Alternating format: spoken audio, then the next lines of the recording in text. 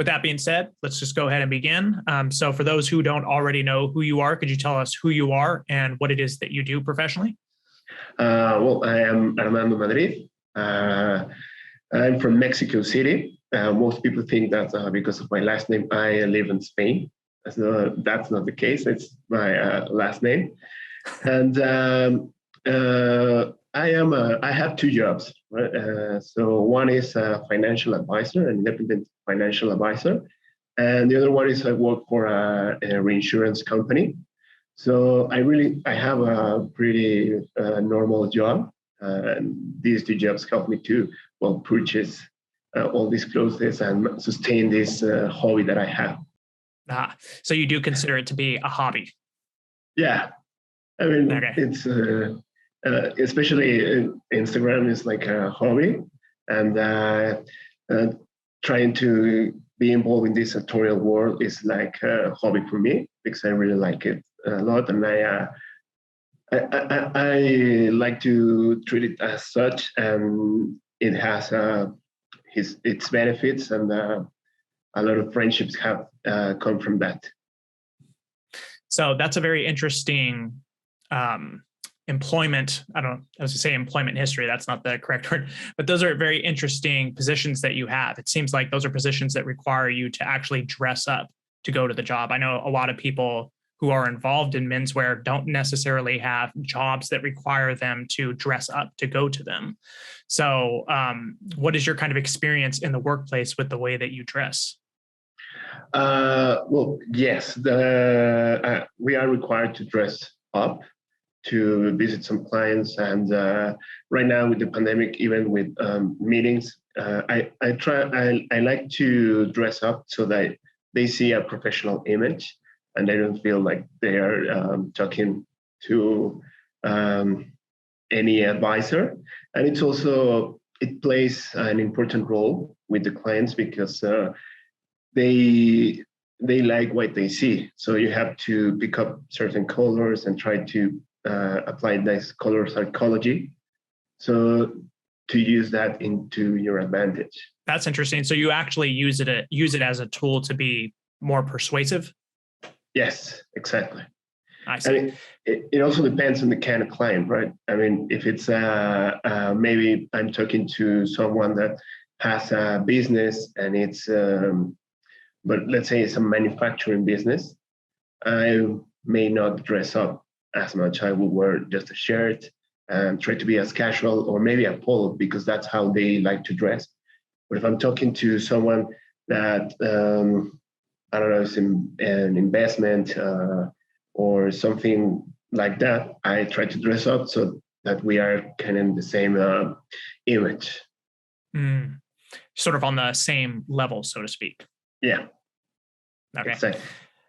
What has been your experience? Because obviously you have a style that is extremely developed, which is shown on your Instagram. What has been your experience with your colleagues and coworkers? Like how do they react to your style?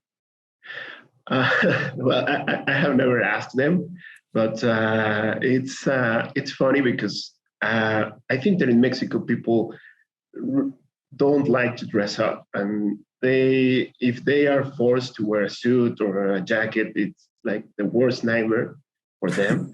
And they like to be very casual, right? So they really don't understand when you are tell them that you spend, I don't know, $400 in shoes. They're like, well, what? Why? Are they Ferragamo or something like that? And it's like, no, I mean, I don't care much about the popular brands, but they do. So they don't really put a lot of attention. But I think that the success is that sometimes they see you and somehow they feel like this looks good. I don't know why or how to do it, but this look good and you look good, and I would like to look as you do. So you try to help them, but when they start asking and you start getting into the details, like the collar, the tie, the tying of the shoulders, and all that stuff, they are like, okay, maybe I'm not ready to spend that much, right? Or to do that effort to learn. Yeah, they're probably like, I'm interested, but I'm not that interested. Exactly. The reason that I asked that question is that I had the experience when I first started getting involved in menswear and learning how to dress up. I went into an environment, I work as a professor. And at that particular time, I was working at what we call in the United States, I don't know if you guys have a similar school system there in Mexico, but I went to a junior college and I was working at a thing called a writing center where you essentially help students with their writing. And I went in and I started wearing sport coats and dress shirts. And immediately there was kind of a startled reaction to what it is that I was wearing. But I will say that wasn't standard. I was doing something that was entirely outside of the norm for that work environment. And I'm probably pretty sure that you probably didn't have that issue because you were going into a work environment where almost everybody dresses like you, but you probably dress just a little bit better than them. Is that correct? Yes, yes. I mean, when I switched jobs from, I was in a retail company, working for a retail company, and then switched to the reinsurance company. In the retail company, they didn't use any ties. Only when you were going to visit the shop or the warehouse, you were required to wear a suit and a tie.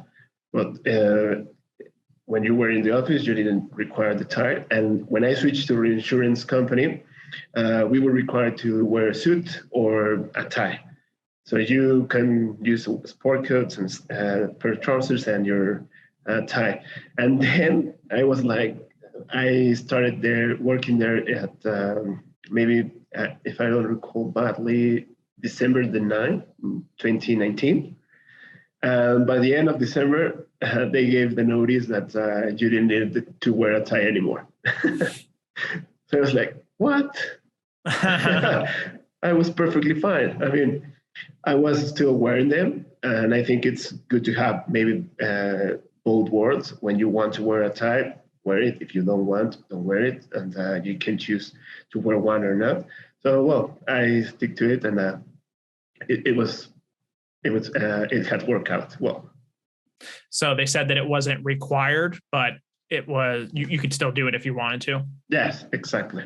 Yeah, okay. That had to be good news for you. I'm assuming if you're anything like me, I have over 100 ties. So it's like if somebody told me that I can't wear ties, I don't know about that. I might have to find another job. Yes, good alternative. So I want to spend a little bit of time talking specifically about your personal journey in menswear. So I've just found in talking to people who are involved in menswear, usually before they get involved in menswear as such, they usually have or develop an interest in style. So I want to get a sense of your personal journey. How did you become interested in style in the first place? And then how did you kind of shift into getting interested in menswear? And you can go back as far as you want to go back. Yeah, well, I think that everything started back in maybe 2011 when I was finishing school. And I started working out again. And this time I was taking it very seriously. So I started dropping a lot of weight. And I started to buy some clothes that were not the usual ones. I was most of the time in denim and maybe these shirts that were very famous back then, Abercrombie and Fitch, Hollister, and all those brands. And I started switching to wearing some shirts and dress slacks or chinos. And I don't know, I liked the way I started to look. So I think that's when I started to get into style. And then, can I pause you there for a second? So what motivated you to do that, to start developing out a wardrobe in the first place? I think that it was the fact that I was feeling good and I was liking what I saw in the mirror when I started dropping some weight and taking my workout seriously. So it was like, okay, maybe if I dress differently, I can take advantage of my body, right? Yeah. So then I started shifting to classic menswear. That happened because there is a famous singer in Mexico that is called Luis Miguel, and he has this concept of in his concerts. It's like he wears a black tie, but he doesn't do it properly. It's not a black tie. It's like um, uh, a suit with a white shirt and a black tie. It's not like a tuxedo, but he is like one of the guys that really dresses well in the media. And so I started following him and started getting interested in who made his suits and what he wore. And then from there, I started my journey and then find out about Style Forum. And then from there on, it has been falling into the rabbit hole. Because there's a lot of information on Style Forum, a lot of people that really know about their stuff. And then you start learning that some brands that you believe that are really good are not as good as you think. So you start learning a lot. And that's when I started to get into classic menswear. So I started to learn, I started to getting to know these terms and how to look for that specific shape or cut that I wanted, which is difficult because we don't have here a lot of tailoring options, right? So, I mean, you can get a pretty cheap bespoke suit in Mexico, but you will not get like all the nuances that maybe a Neapolitan sport coat will have, right? You will get a lot of handwork, but you will not find a tailor that could easily make the spalla camicia shoulder, right? So that's a pretty brief story of how I got into menswear. Yeah.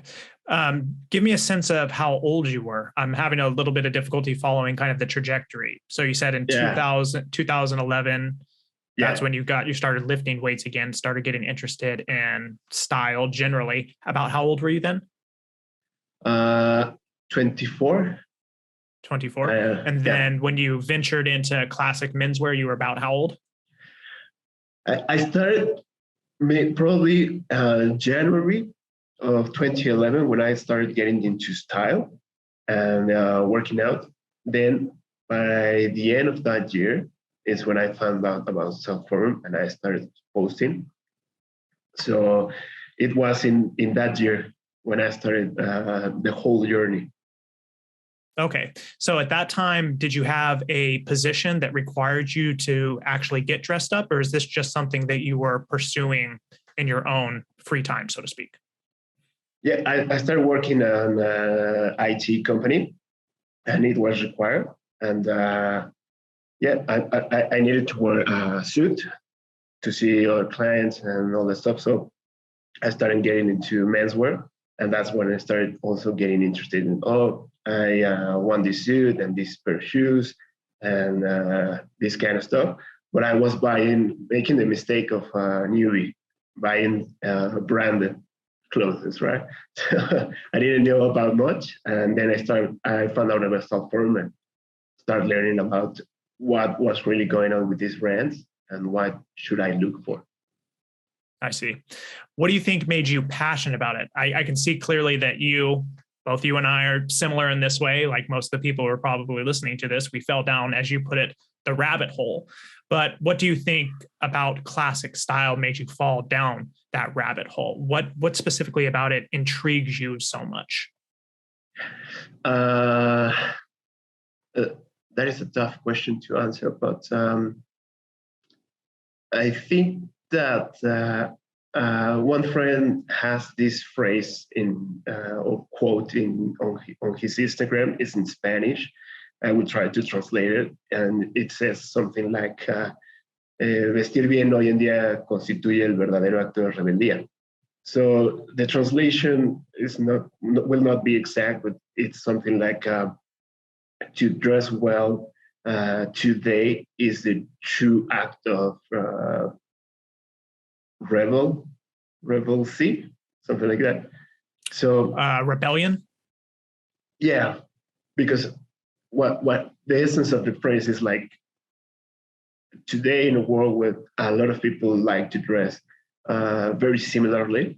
I mean, I don't know if it happens in the US, but here in Mexico, a lot of people, when you go to a meeting or a party, they are wearing denim, polo, or a dress shirt with Gucci, Louis Vuitton, Ferragamo loafers, the drivers, and they look like all the same. So when you show up dressed up differently, it's like your rebellion, you're revolutionizing that, right? So I think that's what I like about classic menswear right now, that you look different, but you still doesn't stand out of as much as you want. You kind of blend in, but you still look different than anybody else.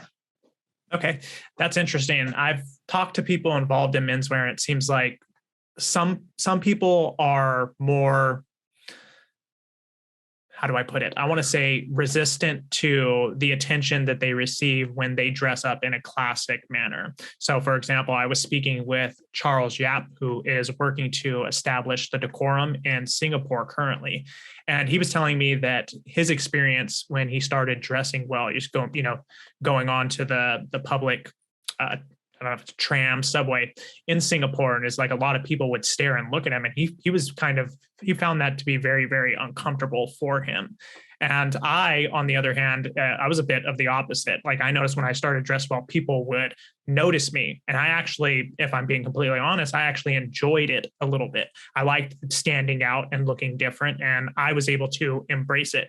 And it seems like you have a little bit of that as well. I don't know if I would classify it necessarily, for me anyway, as an act of rebellion, but I see what you're getting at here. You're standing out from the people who dress in a way that is conforming to the way that everybody else dresses, I guess. Yes, exactly. I mean, I still remember when I started with the financial advisory business. I remember I used to dress up and put a sport coat, my bucket square tie. And then I started noticing that when I was talking to my client, he was putting a lot of attention to what I was wearing, to the pocket square, the tie. So I started switching to a more conservative way of dressing. So maybe I was wearing a plain suit, just a white square and a navy tie, so that they don't distract with what I was wearing. So they put attention to me, right? But for example, when I use something like this, is I wanted to stand out. I don't want to be. I want to be perceived differently. So that's why sometimes when the occasion presents itself, I want to stand out. Yeah, you bring up an interesting point there, which is, I think, something that a lot of men, when they first get involved in menswear, they kind of fall into that trap. And I know that I've been guilty of it, and still sometimes, even to this day, I'm guilty of it, because I'm still very new in menswear and still learning how to dress well. But where you almost dress, you do too much, and it almost, you want to dress very, very well, but it almost works against you insofar as you start to look. And I don't know that, you would perceive yourself as being this way or in that instance, but I know that for me personally, on occasion, I would look almost clownish, like I'm trying to do too much. Got the pocket square, the lapel pin, the belt, I got all of the, bracelets, a watch, got all of the things. And it's like, at a certain point, it's like, that's a little bit too much there. Yes, yeah, exactly. So let's talk a little bit about how you first started developing your Instagram. Like, what was the motivation for you to start actually putting pictures up on Instagram? When I started my Instagram, it was very personal. So, I mean, I think I have my account from back to 2011. So my Instagram account is quite old. That's why I have a lot of pictures compared to others that have very less they have a lot less pictures and a lot of followers in a very short amount of time. But I started following a lot of friends that I met on Style Forum, and then some of others on Instagram. I saw that they started putting together these outfits and posting them, and I was like, oh, well, I think this is a good idea because you get to see. Sometimes you put together a combo, you think in your mind that it looks well, but then when you see it on pictures, it's like maybe I should don't use this shirt with this fabric, this jacket together because it's too close and it's too busy. So I started to post them as feedback for myself, right? And it still is, because sometimes I still think of some pieces that in my mind go well together, but then when I see them on the pictures, it's like, no, it's not working, so I might not use it again. And that's how I started posting on Instagram, and that's now it has become kind of like a diary. So that's why I try to post every day the combo that I use, to try to get some not just my feedbacks, if also an outside feedback, right? Yeah, that's really fascinating. That's something that when I first started my Instagram, I was what's the correct? I was surprised to find, because I was interested in putting up my outfits because I wanted to show people, oh, this is what I'm doing. But one of the things that I recognized, just like you're suggesting there, is that once I externalized the idea of an outfit and saw it in the pictures and it was like independent from me, I realized like, oh, that doesn't look as good as I thought it was going to look. I probably shouldn't have worn that tie. I should have chosen another shirt. Maybe I should have taken the lapel pin out. And so you're almost able to like reconfigure the outfit in your head once it's like independent from you, which you wouldn't be able to do unless you put those pictures up. So how has your interest in Instagram changed over time? So do you have a plan, or do you just plan to continue to use it as a style diary? Right now, I plan to continue using it as a style diary. I don't have any other plans for it. I had met a lot of good friends on Instagram, even in Mexico. So that has been really cool, because now you have some people where you can meet and you can talk about this world and sartorial preferences, and it's kind of fun. And you can grab a drink. And I don't travel a lot, but when I have traveled, I have met with some other people from Style Forum or maybe Instagram. I remember on December 2019, I went to Canada, so I met with one guy from Style Forum, and it was pretty good. We had a great dinner. We talked about a lot of menswear, shoes. We had some drinks, and it was pretty great. So, to be honest, right now I plan to keep it as is, and still, because I'm still learning. Right? There are a lot of new stuff that comes out every now and then that are worth trying. I've been trying a lot with right now with safaris or field jackets. So it's trying to incorporate those, and it's the same. It's trying trying to look out for the errors that I make and try to make a better combo out of it. Do you take pleasure in experimenting with outfits? Yeah. I mean, I think that's the way in menswear you learn how to. For example, I remember when I had a jacket that has a hamstitch pattern, and I thought that it looked good with a micro gingham shirt, but then I found out that the pattern is too close in scale, so it looked a lot of very busy, right, to the visual. So I learned that okay, I cannot use this jacket with this shirt. And that's how I really like experimenting with menswear too. Yeah. How important do you think that that is for people? I think that there is kind of almost an obsession sometimes for certain people in menswear where it's like they want to do it like correct immediately. Whereas I think that there's there's always room for growth and room for being willing to experiment. Do you think like having an open mind is important for people getting involved in menswear? Yes, and I think the most common mistake is the one that a lot of people say, and rules are meant to be broken or are made to be broken. But I think that you need to know those rules in order to break them successfully, right? Because I think that one of the most common errors I sometimes see with people that are getting interested in menswear is that they feel that if they take the suit jacket of a navy suit and they put it with a pair of chinos, that's a pretty business casual combo. But it doesn't have those details that makes that outfit a lot more casual, like patch pockets or maybe the buttons and different colors or different textures of jackets. So you need to at least learn the rules or the basic rules, what fabrics you can use, certain types of shoes.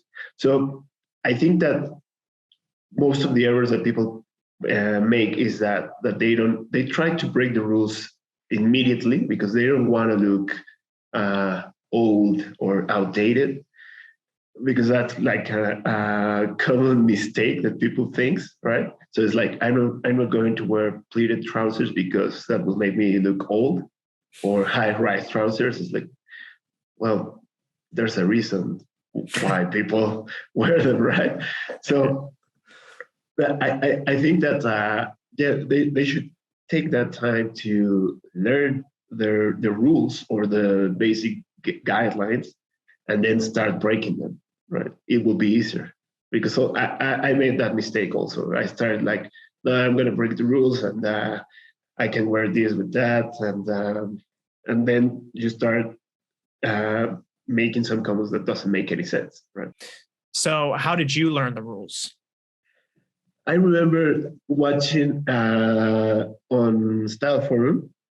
There's one guy that I always like his style. He doesn't post it there anymore.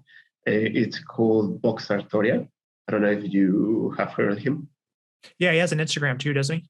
Yeah, he has Instagram, Twitter, and long time ago he put together one thread that it was, I don't remember the name of the thread, but it was something like coherent combinations for beginners, and it was pretty simple. From there you can start experimenting and doing a lot of stuff, because he says that it's like if you have some sliders, and then you have from one side city look, and from the other side casual look. So you have to evaluate on which side does your garment falls, right? So if you're wearing a pair of denim, that will be closer to the casual side. If you are wearing a worsted wool suit, that will be mostly to the city side, right? So Are you you saying have to city? You mean formal, city. right? Yeah, city. Yeah. So he started making some definitions, like if you are wearing a suit and you want to get this city look, you have to look for worsted wool, which fabrics are accepted, bird's eye, shark skin, fresco, twill, and then which shoes are cataloged as city, also Oxfords. That's the most formal shoe, right? And then from there you start playing, so that you start learning. Like, for example, a lot of people here in Mexico, they like to wear a suit with driver and loafers.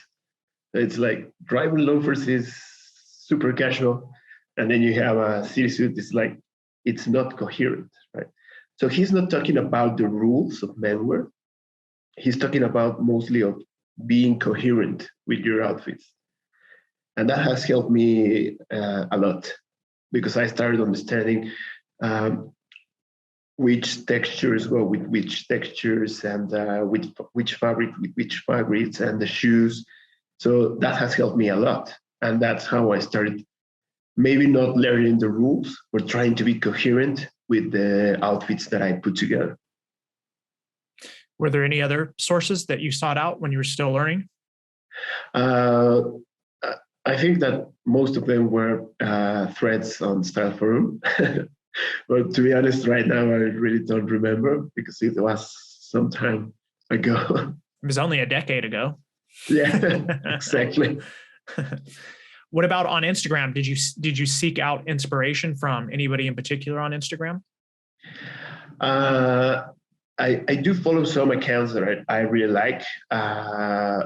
One is, well, they don't post anymore, but they were good friends.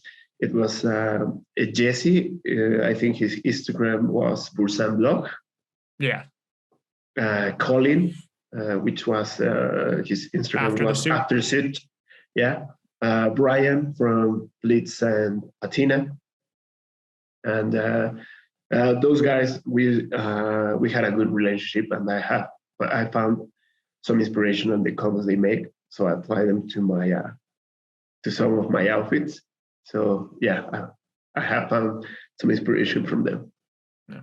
A lot of what I've learned from menswear has been, I think, probably much like your experience, although I never looked at that particular thread on Style Forum.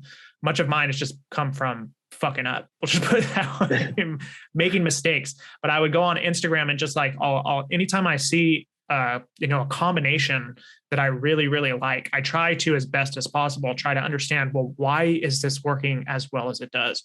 And I remember like when I first started posting on Instagram, I encountered Dapper Classic, and I was looking at his outfits. I'm like, oh my God, these are so amazing. Like, how am I ever going to put together any of these combos? And like, he was one of the first people, like, I just really started studying and trying to understand, like, why does that work so well? Why did he choose that particular tie? Why is he wearing it with that shirt and with that coat? Why is he wearing jeans as opposed to high-rise trousers? And try to like work backwards and like unlock, so to speak, the outfits. That was I found that to be really helpful. Oh, nice. And Sam is really great. I mean, he has some really good combos, and he is also an inspiration for me too, because he has what I believe he has a pretty big wardrobe, so he has a lot of things to put together and put some outfits, really cool outfits. And sometimes I do the same as you do, try to break out and see how it works and why it works. But sometimes I just like, I like this and I don't know why, but maybe it's the colors that they work together or the textures. I mean, here in Mexico, we don't have a proper winter, so we can't wear a lot of heavy stuff. And I would love to really wear some heavy stuff. So sometimes I just try to figure out the colors they use, the color scheme, and try to put together in maybe something that might work for summer or all year round, right? Maybe it's not going to be the same texture, but something similar. About how cold does it get there during the winter? Right now we are reaching, I don't know, like 5 or 6 Celsius degrees. I don't know right now how many Fahrenheit are those, which is quite cold for us. But middle of the day we reach 22, so it's like really hot. I mean, 22 for me is like fresco weather, linen weather. But we usually don't go below zero or something colder than that. So, I mean, sometimes right now being at home, it's colder because we don't usually are used to have heaters or something like that in home. So sometimes the house is very cold and I can wear the flannels inside, but not outside. Oh, wow. Yeah, I live in California, so I don't know what it is in relationship to what Fahrenheit is in relationship to Celsius, but like for here, for example, we've been having kind of a colder winter. So it gets down to about like 45 degrees, 50, and in Fahrenheit, 32 degrees is freezing. So we're actually able, like I'm actually able to wear flannel and tweed pretty regularly. You don't own any tweed jackets? No, they are way too hot for Mexico. And I mean, Okay. and that's one of the mistakes that a lot of people who are starting their journey through menswear make. It's they start reading articles and they start reading about tweed. So they are like, yes, I need to get a tweed jacket, right? So they go to the tailor because you will not find a tweed jacket ready to wear around here. They go to the tailor and they are like, I want a tweed jacket. And most of the tailors are like, why? You are crazy. I mean, you will never use that. Right? It's way too heavy for Mexican weather. Yeah, I definitely did that myself, especially when I first started purchasing sport coats. I did not understand anything about fabrics and when you should wear what kind of fabrics. I didn't understand fabric weight, any of that. And I think the first couple of jackets that I got were flannel, and it was during the summer. And so it's like I put them on and I could only wear them inside the house when the air conditioning was on. So yeah, that was a lesson I learned rather quickly. Yes. So I want to talk a little bit about your wardrobe for a second. So it seems to me, just looking at your Instagram, like you have a lot of shoes. It seems to me like that's one of the shoe wear is one of the things that you're really passionate about. So how did you develop a passion for shoes? Uh, it all started when I bought what I call my first pair of real shoes. Back in 2011, I bought a pair of Prada Oxfords, and they were brown. So I was going out from the black shoe path. And then I started reading about shoes. I didn't get it. It's really another complete world that completes the part of the menswear whole. So then when I started reading about the leathers, the different kind of leathers, different kind of constructions, and the shoemaking methods, I am an industrial engineer. So in my mind, when I started looking at process and steps and a lot of things that are involved, I started to getting into.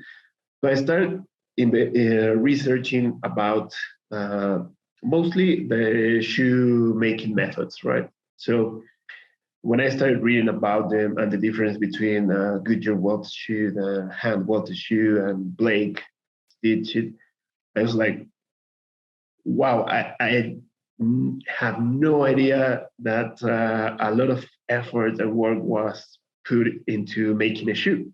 Because to be honest, I mean, you never put a think of how they are made. I mean, most of the shoes that you buy are mostly cemented. So it's like, okay, it looks good. After 1 year of wear, it looks horrible. Then you go buy another, right? But then when I started finding about Goodyear welt, hand welting, that they can be resoled, and then you can have a shoe that can last a lot of years. And that's when I started like, I mean, this is like what I like. And then you have the uppers, right? So the uppers can develop different patinas, and there's different kind of leathers, and how you treat them and how you care for them. So it was like a complete process that I really like a lot, and I started enjoying. And then I started looking for those kind of shoes because in Mexico at that time they weren't available. I mean, I don't remember seeing Crockett & Jones or Carmina or John Love.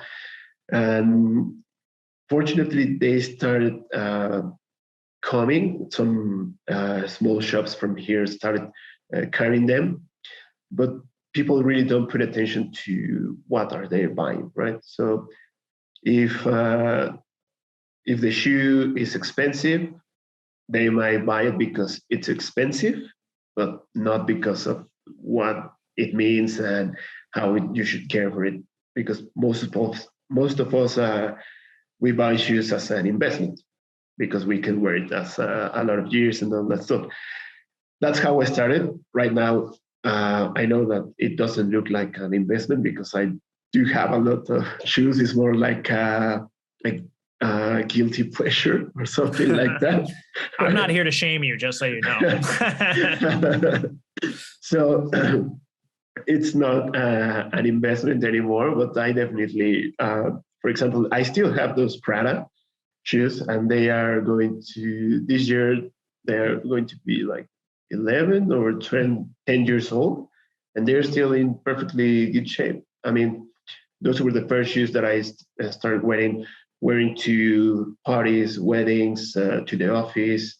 At that time, I had like 3 pairs of shoes. So they got a lot of wear, and they still in pretty good condition. I mean, I don't wear them today a lot, but they don't need a resole, and the leather, the patina they have developed, it's pretty amazing. So that's what I think I really like about shoes, because a lot of people also ask me why shoes and not maybe putting attention on making bespoke garments or made-to-measure garments. I like them, and I would love to make a lot of those. But I feel that shoes have this longer lasting relationship with you, because when I started my journey in menswear, I started buying these brands from the Barba, Finamore, Borelli, that were pretty good shirts, but I used to have like 4 or 5 shirts, and then I started wearing out them very quickly, and then they got stained. Yes, because of the deodorant I used at that time. So those shirts I had to throw into the trash because they were already stained in the armpit, right? And shoes on the other side, it's like, I remember when I bought my first pair of Santonis, there was a retail store here that brought the artisans, and then they had the shoe with the crossed leather, and you select the color that you wanted it, and they painted it, hand painted. So I was like pretty excited that this was my first pair of shoes that was hand painted or hand stained, and I picked them up, started wearing them. I came back to my home, started cooking my meal, and then one drop of hot oil from the pan just jumped and landed on the captive of the shoe. The first day of work, that was like, no, this can be happening. And I was pretty shocked about it. And then I went to Stockford and posted about it. And one guy told me, like, don't worry. I mean, it will certainly pass away, and with care and with wear, it will blend in, and you won't even notice. And yeah, my dad has those shoes right now, and you can't see where the spot is. And I mean, those shoes are like should be around 9 years old, and they look even better than they were new. And you can spot that hot oil stain, right? If that oil stain would be in a tie, the tie will be ruined, most likely, right?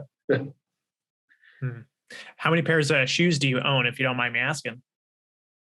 So far, I haven't counted because I sold a few pairs, and some pairs have come in.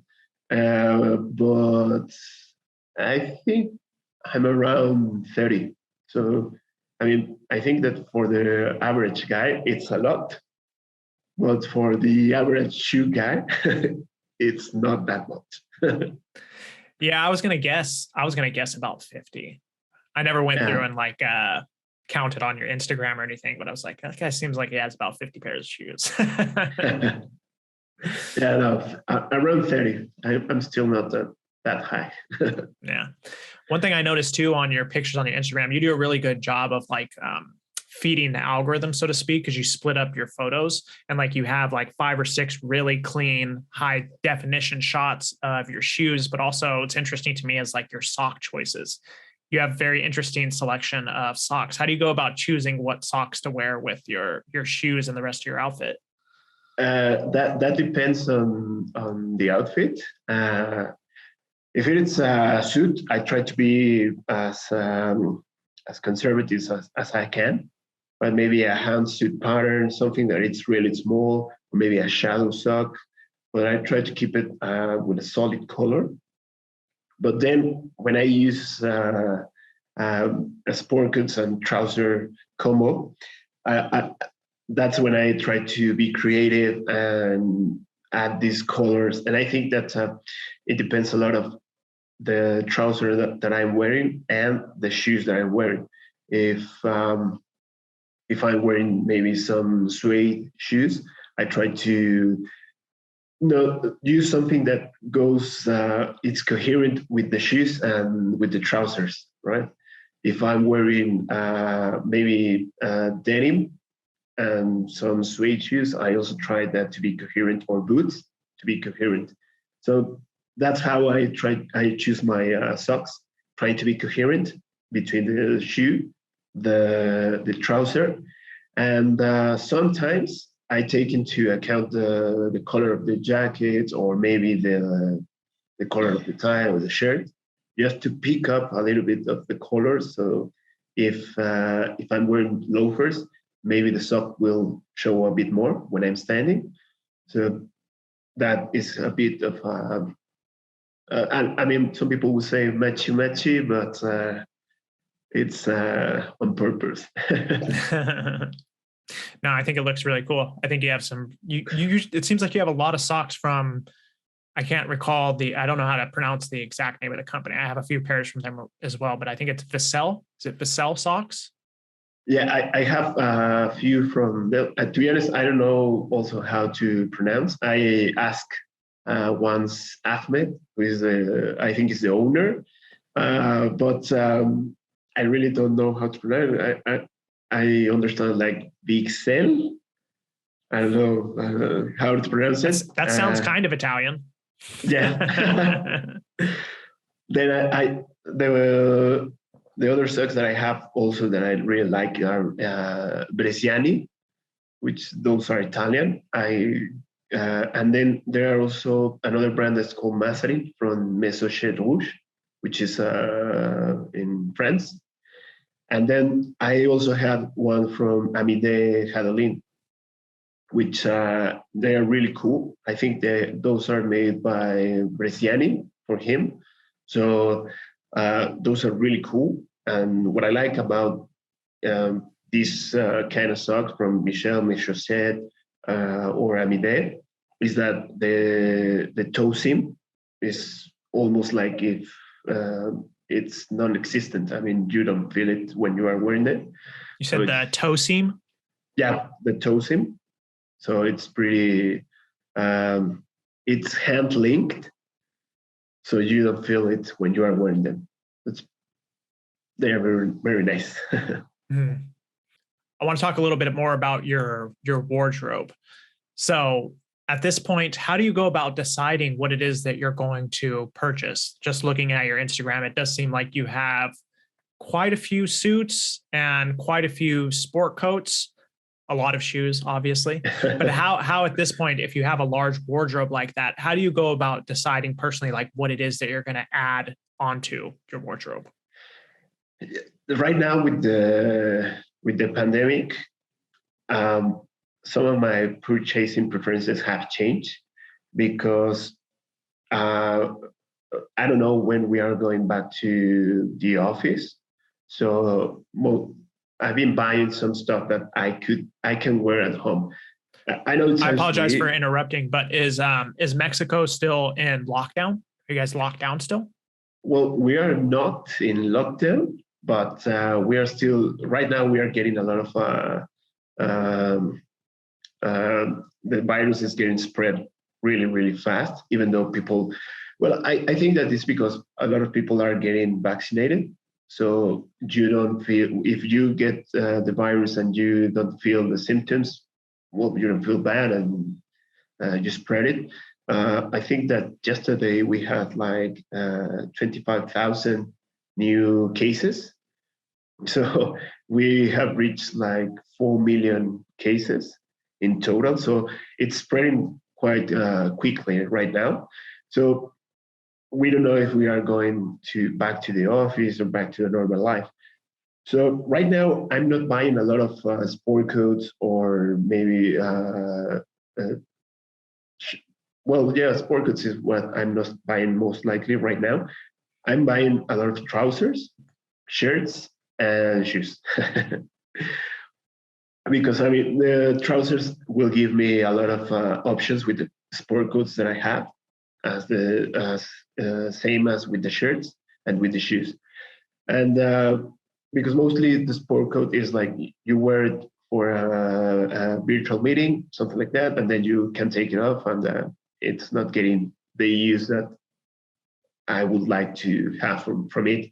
But for example, I leave the shirt and the trousers and the shoes. I still wear them around the house because I like to put myself in the working mood, and um, I'm trying to buy things that complement what I already have.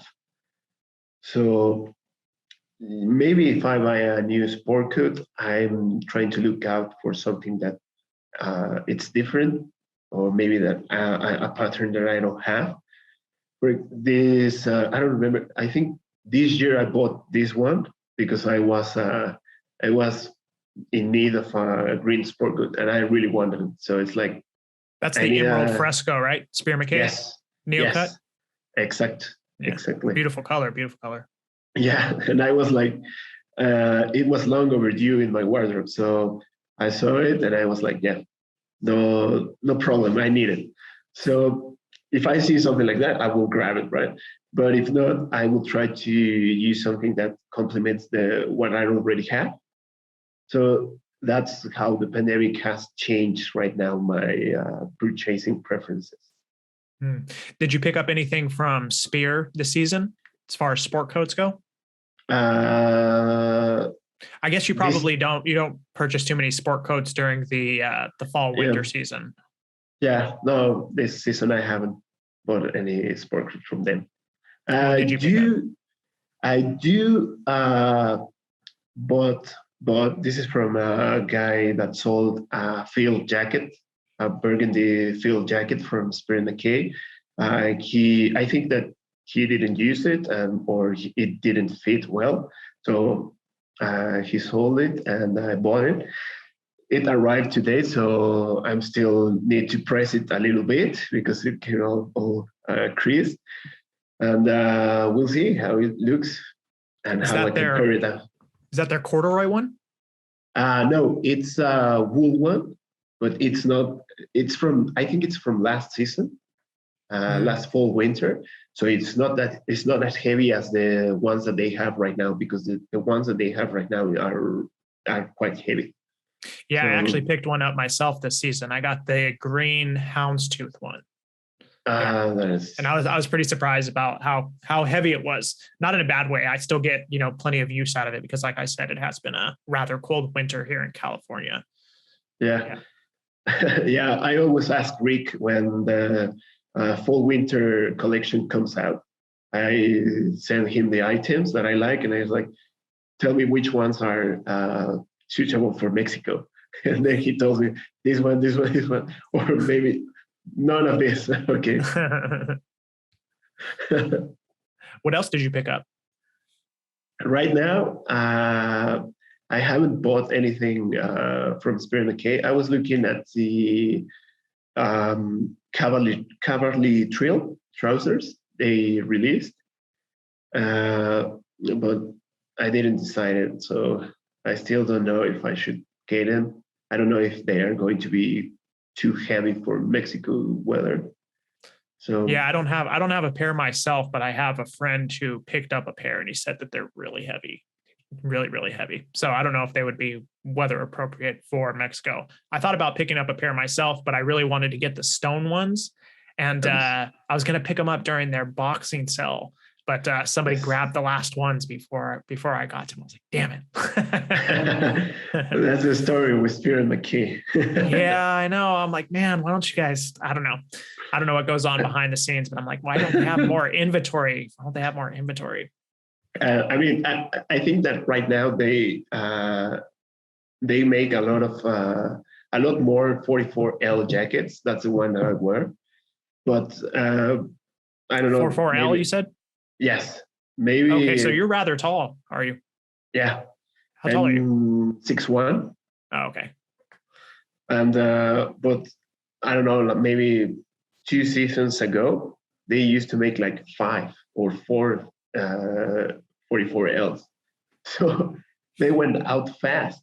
I mean, it was like you needed to be quickly and or be fast and purchase them because otherwise you would not get it. So Yeah, I know. How many sport coats and pairs of trousers I've lost to the other menswear enthusiasts. yes, I know. So what is your favorite item in your wardrobe? That is a difficult question to ask because I think that every time a new item comes in, it's like the favorite, right?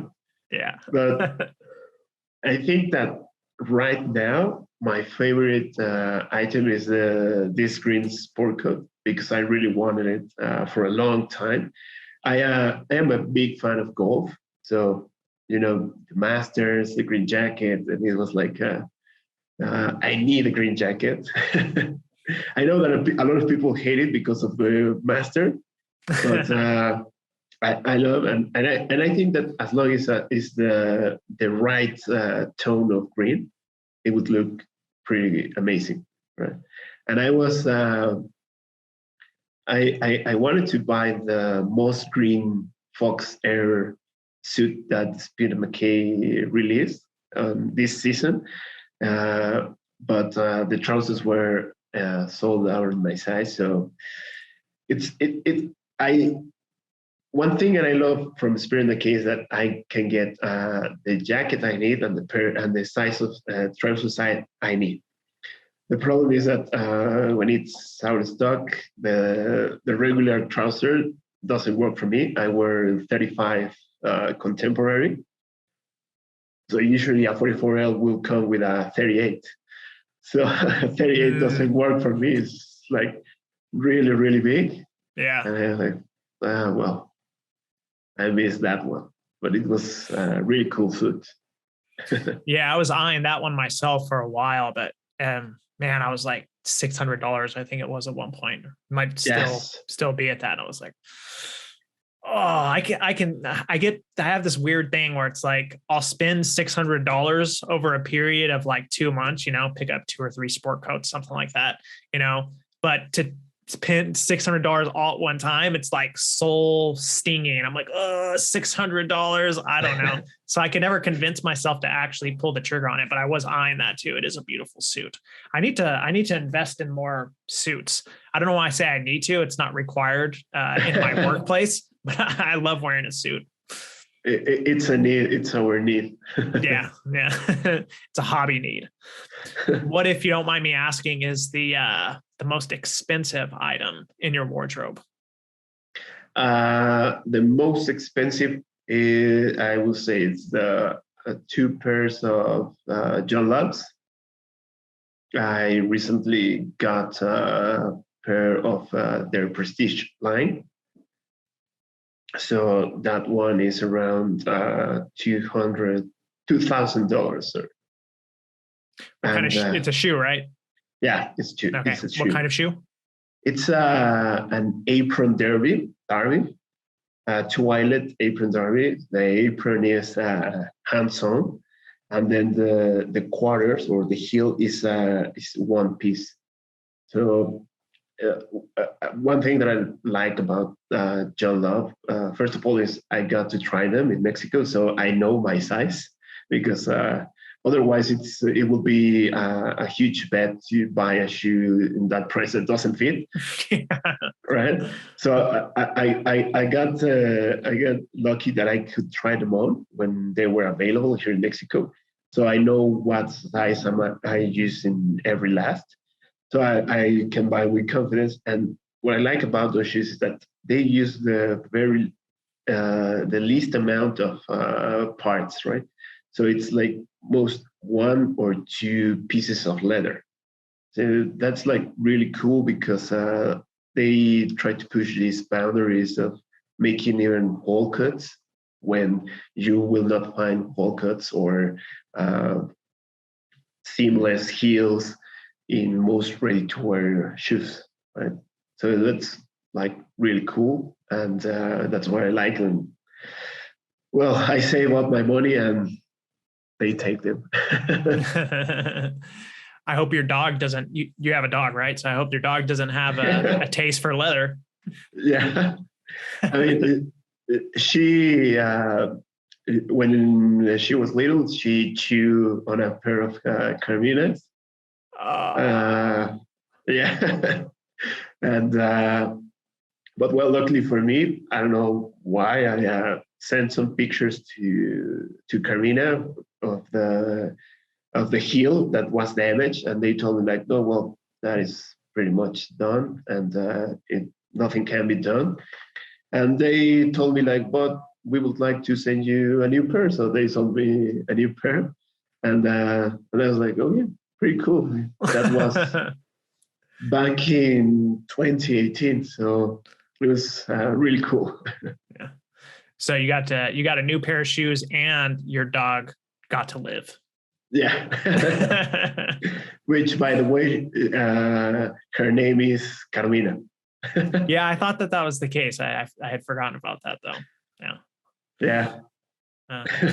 So how do you go about constructing outfits? Like for some reason I've got a lot of people hitting me up on Instagram asking me like questions about like how do I go about deciding like what to wear on any given day, and how do I put outfits together? So just for those who might have that question, might ask it of you, how do you go about choosing what to wear on a day-to-day basis, and how do you work on putting combos together?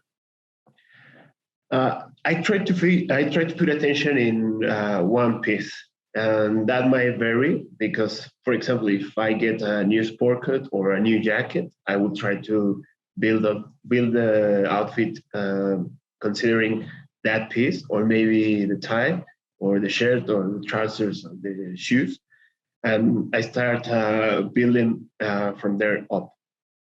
So.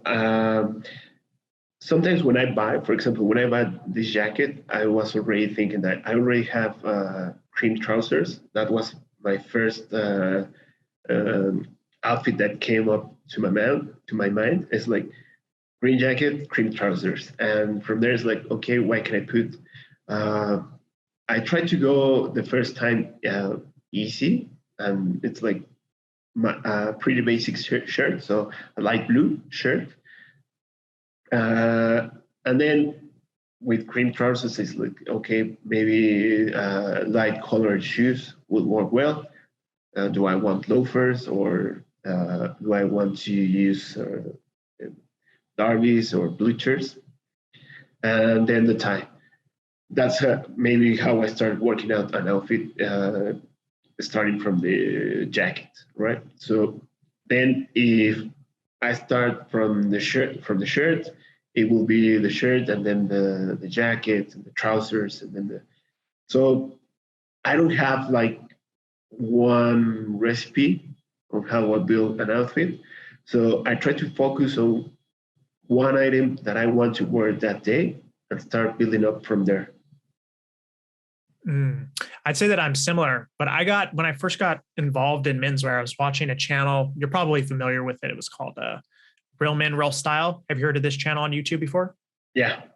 Yeah. And he was recommending that when you build an outfit, you should start from the shoes. I was thinking, I don't know if I have ever once started an outfit from the shoes. I don't think I've ever started with that item. I have a similar process to you, which is that whatever it is that I want to wear, I just start from there. Like, for example, today I really wanted to wear this tie. I just got this tie from Urban Ties. And then I started thinking backwards. It's like, okay, well, this is the tie I'm going to wear. What kind of shirt could I wear with it? And then once I have kind of like the shirt, I'm like, well, you don't want to wear a shirt that has any large patterns. Probably don't want to go a stripe because the tie, it's just so intense with the motifs. And so I'm like working backwards. Okay, so it's got to be a plain shirt. Well, what color? Well, the blue will bring out some of the greens and the purples in the tie. Okay, and then work backwards. I should probably have a neutral sport coat on, et cetera, et cetera. But I do the same thing that you do. Start with one piece and then work from there. Yeah, exactly. Yeah. I mean, I have started some combos from or outfits from the shoes up, but mostly those are when I get the new pair of shoes. Yeah. So I already have in my mind with how I wanted to put that outfit together. So it's like that's only a time when I use the from the shoes up. Or most likely, is the shoes are going to be.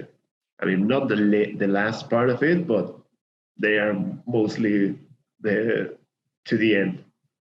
So, what advice would you give to people who are just starting out in menswear, who perhaps are interested not only improving their style, but also perhaps starting an Instagram page? I would say that don't try to be copycat. There is a lot of profiles out there that um, maybe they look cool because they are in this trend of maybe fashion, so they use shorter jackets, low-rise trousers, very very tight jackets, and or shirts, right? That maybe they look really cool for the picture, but they are not wearable. I mean, no one can be comfortable when you are wearing a shirt that is really really tight, right? So first of all, try to seek out for this coherence that we talked earlier. So if you want to use a suit, try to use accessories that goes with that suit. Don't try to use maybe driving loafers with your suit just because they are of certain brand.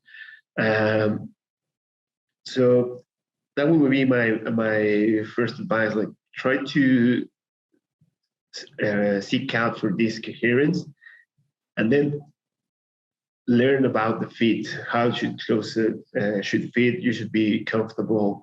I mean, try to look up for these profiles that really favor drape and fit, and not just trying to sell an image or a lifestyle, which I think that has been one of the most one of the reasons that a lot of people are getting into menswear, because they feel like it's an expensive or kind of lifestyle, or they um, put up these images of I don't know, living in some cool mansion and having a lot of cars and drinking, I don't know, what kind of drinks in some fancy bar, right? And Yeah, I don't even know their names. I don't know what the fancy drink names are. So yes, I mean I'm pretty simple, like drink beer. So yeah, so I mean first, so that would be my I think that my advice is, so try to learn to be coherent, try to understand what this coherence means, and then don't try to be a copycat. Know what works for you and start experimenting, and that way you will find out how you your style. my last question here is probably going to be the one that's the most difficult. It's the most difficult question I always ask people because it's difficult to understand where the world is going at this particular moment. But what is your sense? Where do you see menswear going in, I want to say the next 5 years, but I'm a little bit hesitant to do that because I'm assuming the pandemic's going to end in 5 years. And I don't know, we might just have another 5 years of pandemic, but let's just say post-pandemic. Where do you see menswear going? I think that in Mexico, it's going towards the casual side. I have been talking to some of my colleagues at work, and I love working from home, so I really don't have an issue of wearing this. But most of my colleagues are like, okay, if we are going back to the office, I'm okay with it, but let me wear denim. I don't want to be wearing a jacket. I don't want to be wearing dress trousers. I mean, I can wear shoes, but if you let me wear sneakers, I will be much more happier. So I think that in Mexico, this is moving towards that. At least if you don't have a job that requires client facing, maybe they're going to be moving towards that. At the building that the offices are, we share the space with Uber offices in Mexico. So when you were in the elevator, you could tell which guys were going to Uber. Because they were, I mean, I don't know, even some of them were wearing shorts and sandals. So it's like pretty casual. So that's also one of my fears, because I mean, I hope that they still let us dress as we like. I mean, I maybe would wear a sport coat and trousers and a pair of shoes. Maybe I would lose the tie, and maybe one day I will use it, and maybe I will use denim. But I think that in Mexico, at least, is moving towards the casual side. So that's one of my fears, because for us that we have a lot of menswear classic stuff is going to be in our racks for a long time. Yeah, that's the same. I hope not. That's the same fear that I have. I'm like, I spent the last 5 years building up a wardrobe here that is in the thousands at the very least, probably over 10,000. I hope to God that this wasn't a bad investment. Yes. But the thing that gives me a little bit of hope is that if we think about it, the items that we're wearing have been around for a long time. They've survived world wars, pandemics before, you know. If we're just thinking about the sport coat, the tie, dress shirt, these shoes, they've been around for, over 100 years. So I don't see them going away, but it does seem to me like it's very likely, as you're suggesting here, that they are going to become more and more rare. But I've seen people say, on the other hand, that they believe that there's going to be some kind of like explosion after the pandemic, where there's going to be like this pent up desire to actually get out in the world, and attendant to that will be the desire to dress up.